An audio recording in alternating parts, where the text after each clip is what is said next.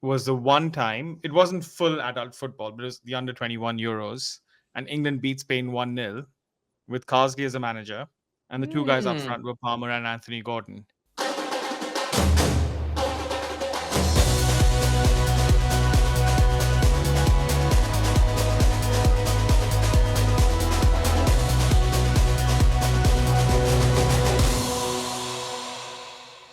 Welcome, everyone, to another edition of the ISB podcast. I'm your host, Sahil, here with Rahi and here with Bick, live from London, UK. Welcoming Bick back to the show. Bick, how have you been? Bick has changed his name to Bikram recently, apparently, according to those watching on YouTube. Yeah, no, it's always been Bikram. Different season, different me, I guess. Okay. Post Euros. Post Euros. So Yeah. we, of course, will be covering today a few different topics.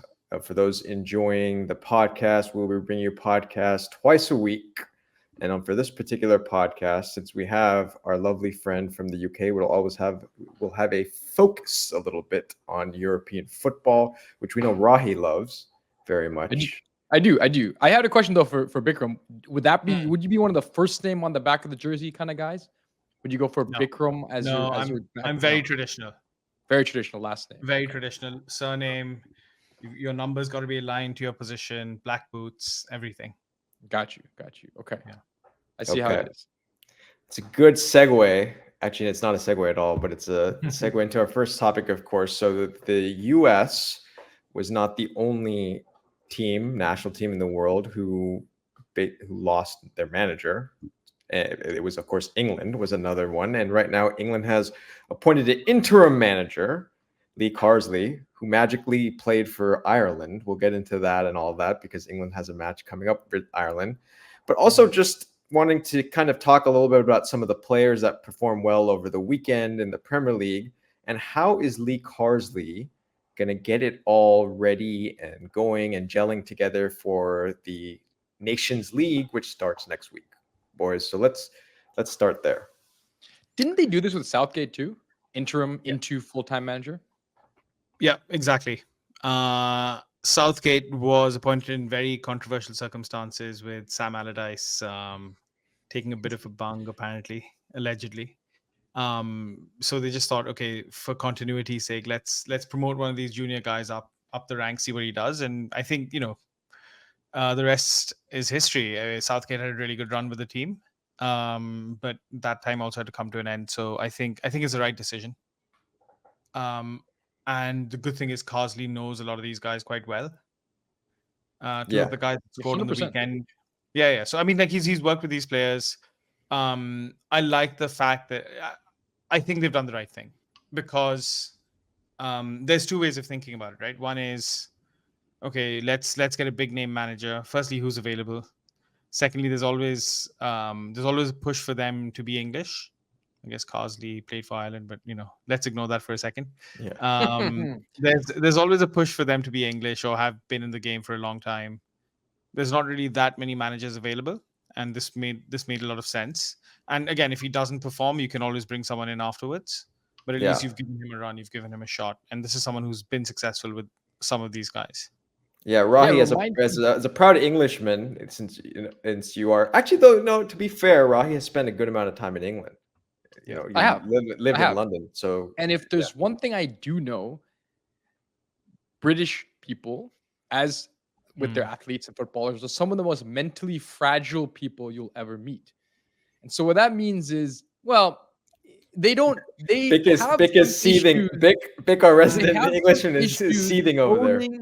And expressing and boasting about their talent. It's this weird sort of fine line they toe about not really wanting to offend other people and therefore not really being too proud, but at the same time having this inherent pride. It's a bit strange, right? But the way it manifests itself in these major tournaments is that the players, I think, don't know really what to do.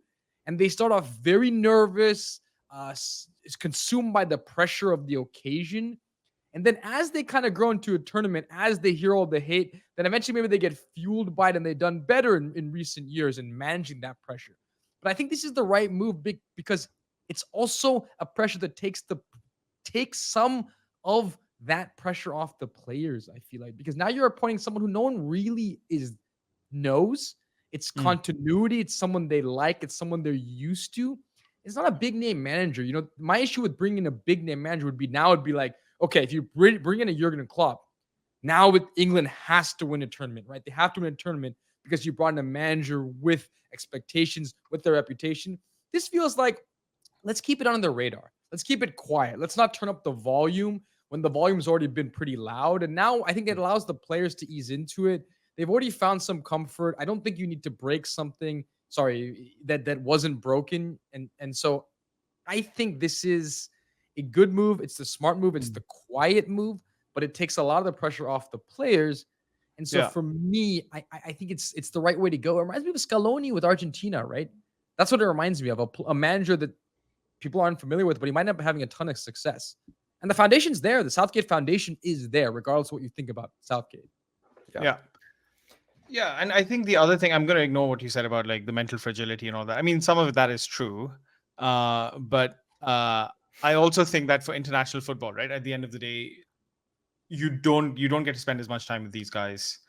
You're not able to sort of drill tactically into them the way you would as a club manager. You get them for a few days for the internationals, then they're gone, and then for the tournaments you get them for a slightly longer period, but not enough to sort of drill the tactics into them the same way. So it's about having a happier camp. It's about making sure everyone's mentally there. So I think Carsley knows these guys. So I think that's a huge advantage. And like even with Spain, their manager at the Euros, he's not someone who managed a lot of clubs or any of that. So yeah, I think it's and we've seen that time and again, right? You mentioned Scaloni. So yeah, I think in that sense it's a good move. The other thing about Carsley is he plays a more attacking style than Southgate, and I think that's one of those things that England fans would just, especially with the attacking talent that England has currently. England fans just wanted some of that. It'd be nice to see some more enjoyable football rather than what we saw at the Euros. Well, that's the thing. Talent. Can he get the players to enjoy themselves a little more? Especially early on in these terms, it's so painful to watch, and you can see it on the faces of the players. They're not out there enjoying themselves, and yet when they're with their club teams, they're enjoying themselves. Saka's having a great time playing for Arsenal. Cole Palmer's, the star at Chelsea. There's so many moments of pure joy you see that you don't see transfer over to England. I mean, Jude Bellingham. Jude Bellingham was half the player in the summer that was one of the best players for the best club in the world. Yeah. Or maybe first or second best club in the world. And he didn't look like that in the Euros. Yeah, so there's two players coming out of the weekend that I want to focus on. One, of course, is Anthony Gordon, who scored for Newcastle, the equalizer. And the second is Cole Palmer, who was basically playing in a very central position over the weekend and led to Chelsea's 6-2 demolition of Wolves away, scored a goal, set up goals. So it was... These are the two players I think that's going to be interesting. What is Carsley going to do with them? I'm glad you asked that. So one of the stats that went around was how English teams have played Spanish teams 23 or 24 times since, 2001. And Spanish teams have beaten them every single time. Recently, or 2023, was the one time, it wasn't full adult football, but it was the under 21 Euros. And England beat Spain 1-0 with Carsley as a manager. And the two guys up front were Palmer and Anthony Gordon. So, I think, obviously he knows these guys well. So I'm hoping that Gordon will get more of a run. I think he's someone who will really stretch the left flank, create more space in the middle for Palmer and others to exploit. So I don't know what formation he'll go with England. In that match, they played a 4-4-2, which is, quite rare in this day and age. But I suspect Palmer's going to play a big part. I think there's people would probably have him as a first name on the sheet. If you ask the average fan, like who you'd want to be in the team, I would say ahead of Bellingham. And then hopefully Anthony Gordon can play on the left and really stretch it out. I'd rather have him than Phil Foden, because I think Phil Foden didn't do anything in the tournament really. Yeah. So Anthony Gordon's an interesting one because that is one mistake that I think Southgate made, certainly. That was to not play a player of his quality, I think was a mistake. And Vic, you've watched some games with our dad. Our dad always has some capital points to make, and the whole tournament, all he could talk about was, I think he called him Craig Gordon. He always gets the name wrong, but he was talking, you got to play Craig Gordon. Gordon's got to be on the field, and honestly, he generally has some key points in every tournament. I think he was right. He's a player. Anthony Gordon's a player, and I don't know why he didn't make it off the bench. I think it was a mistake. Phil Foden didn't look the player that we saw from Man City. I get their reputation, but at least change it up once in a while. Yeah. I mean, if you like the guy who assisted Spain's second goal or winning goal in the final, Cucurella, had a dreadful season last year. He's still not rated in England. I mean, he's still not, I don't think he's a great player, but he had that moment, and like, he did really well because he was playing down the left, stretching out Spain's attack. And I think Anthony Gordon is something similar. I think he's probably more highly rated. And I don't think you should just play players on reputation. You play players on what they do for the team. And so he's direct. He's more direct, the player. He's more direct. Yeah, and also like Foden's part of a very well-oiled machine at City. You can't replicate that in international football. That's the thing. International football is quite a different. It's different in a sense, right? And for two things that I'll quickly point out is, one is you're getting the very best of that player on that day. So even a player like Cucurella, who week in and week out, Holland burned him in the first game of the Premier League season, but he's not going to do that in a game for Spain when the guy's locked in, and it's a matter of, this is the playing for your country. You got to be locked in for 90 minutes. And the second thing is, like you said, it's a different game, because there's different personnel on the field, there's different tactics, different styles, all that kind of stuff. So that's a very different situation. And especially when you're an England team that has the pace, I think they need to play a little more direct than they have, right? Because yes, they have technical players, but they really have, where they excel, I think, is the speed, athleticism with some of these guys. Jude Bellingham plays great at pace, right? His ability to control the ball in 50-50 situations where the ball's moving quickly, that's their strength, not a sort of purely possession-based game. And I think they had too many players that kept cutting into the center, and it became a game that it didn't play to their strengths. You want Jude Bellingham on the ball in sort of almost broken situations, Yeah, I agree with that. And I also think that's English football's identity at the end of the day. That's something they were criticized for back in the day, just like only being physical, not having enough technical players. I think they do have the technical players now. But if you look at, the soul and like the heart and soul of English football, is it still about pace? It's about getting the ball down to the wing, crossing it in, and having those strong and fast players.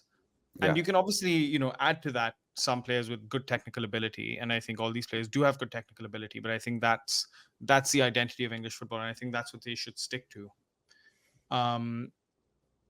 So I'm quite excited about Carsley. I think he'll be a good addition. There's not as much pressure on the team. It's obviously like a year and a bit till it gets serious with the World Cup qualification. But I think the focus now will be the Nations League. Well, England, of course, is in Group B or League B, I should say, because of the dismal performance they had in the last Nations League. So they get the beauty of the first match against Ireland and then Finland. But finishing up on this point, which is very interesting, of course, Lee Carsley is an Englishman like Bick, but had roots in Ireland. His grandmother, I believe it was. So he played for Ireland. And now his first match in charge of the national team is against Ireland. How ironic. Yeah. He is from Birmingham, though. That's where he was born, and I think a lot of these players are eligible for Ireland, so it's not quite the same. But he has sung the national anthem for them, I guess. So it is somewhat meaningful. It's not without meaning. Yes, it's interesting. Yeah, go ahead. All right. Yeah. No, I just said this is also not the Irish team of the past, right? It's a particularly weak Irish team, I would say, at this stage. Yeah. Let's see how England does it. It's a very interesting phenomenon, though, because you play for a different national team. You, of course, like you said, Bick, he's from Birmingham. He spent majority of his life living in England, not Ireland. Yeah, exactly. But then you set up a situation like that where there's definitely pictures of him in the green. So that's going to be an interesting thing. Same with Declan Rice, by the way. Yes, Declan Rice and Jack Grealish. Yeah, exactly. Well. There you go. Yeah. I don't know. If I were Lee Carsley, I'd much rather coach England than Ireland right now. That's for sure. Yeah. Yeah, well, I think all our Irish fans out there, let's hear what you got to say about Mr. Lee Carsley. So we'll go from there. Of course, the England national team is back in action next week against Ireland. Lee Carsley's first match back as the coach of the national team. And of course, Bick gets to watch his beloved national team again. Please subscribe to the channel. For those of you watching on YouTube, we'll be back in a bit.